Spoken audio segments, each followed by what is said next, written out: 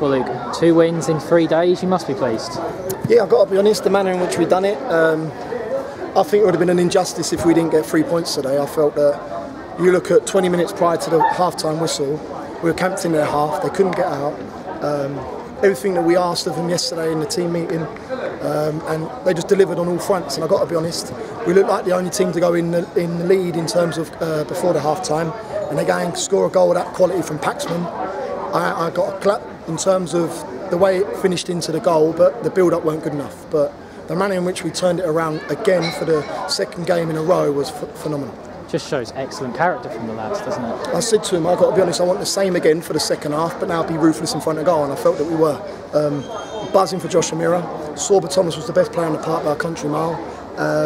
Back line was awesome, was resilient, well drilled. I felt that we nullified them. They had to change their shape, which says a lot about where we were in terms of our performance. You seem to be talking quite a lot about Sorba Thomas, but as you say, he was the best player on the park. I thought his all-round game was phenomenal, and he's always on the shoulder, always bright, looking to go in channels.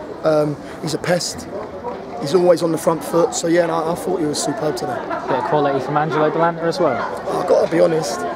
Him and Paxman's goal deserve to win a game of football. You see Paxman dink on the 18-yard box that nestles into the top left-hand corner, and then Angelo goes and matches it with a great free kick. But for me, to keep plugging away after going 1-0 down shows where we're at as a team at the minute. Maidstone appeared to match up to our formation late in the second half.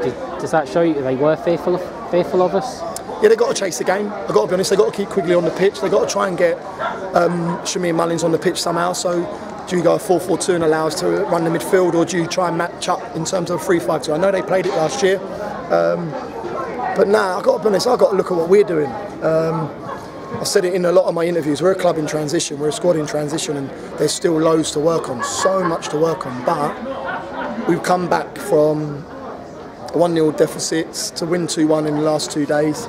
We've got Braintree coming on Saturday, and I said to the boys, make sure they're ready to come and work on Thursday, because I can't have it that we go inconsistent, we feel that we've arrived, because that's nowhere near where we've arrived just yet. We are creating more chances each game. It does seem like the pieces are slowly coming together, and each game we're getting closer and closer. 18 corners to get away from home. We had 12 of them in the first half. I've got to be honest, ball, free kicks down the side of the 18-yard box, 4 or 5. We need to be a little bit more ruthless, because we've conceded set plays and we ain't scored many. I know we've got the pen from Saturday with Dave Stevens' head back. The gate said free kick, but with the amount of opportunities we have, the ratios we have with balls in the box from set plays, we need to score more goals. Obviously Josh Amira got another goal, quite a similar one to his goal against Halifax, and what a strike he has on him. Great strike, took a little deflection. I said to Connor Smith on the bench, I said it's going to be something going to win the game where it's going to take a deflection or a decision where it goes against you, because the 2 goals initially are worthy of winning a game of football. But I'm buzzing for Josh. That's 3 in 2. He scored 3 in 5 starts now, so his averages are going up. He needs to keep working hard. He knows he's got to apply his trade a little bit more. I felt he was off the pace first half. I come for him in the half-time team talk, because I need him to come with me in terms of his mentality. I can't have it where he's going off the gas in terms of his work ethic, but his second half performance married up to what Sorba done for 90, and they're gonna got their just rewards. Finally, we obviously face Braintree this Saturday, as you mentioned. What are your thoughts ahead of that? I haven't watched them. I haven't had the luxury of watching them. I've not come across their game with an opposition we've played, so I'll do my homework this week. I'll get in-depth information on them where I feel that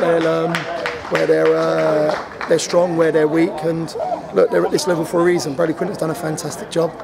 He's come up the leagues with Enfield, then into Braintree, got them back in the first opportunity of getting them promoted, and he plays a style of football that I believe he's brought with him to Braintree, and they're going to be tough. Like I said, any game at this level, I've looked at the results today, and there's people, Halifax has gone and put another win on the board, and you look at Salford have gone and done Barrow, I believe, and there's results there. You go, wow, it's the National League, everyone can beat everyone, so we know fully that we need to be prepared come this week, Thursday, Friday.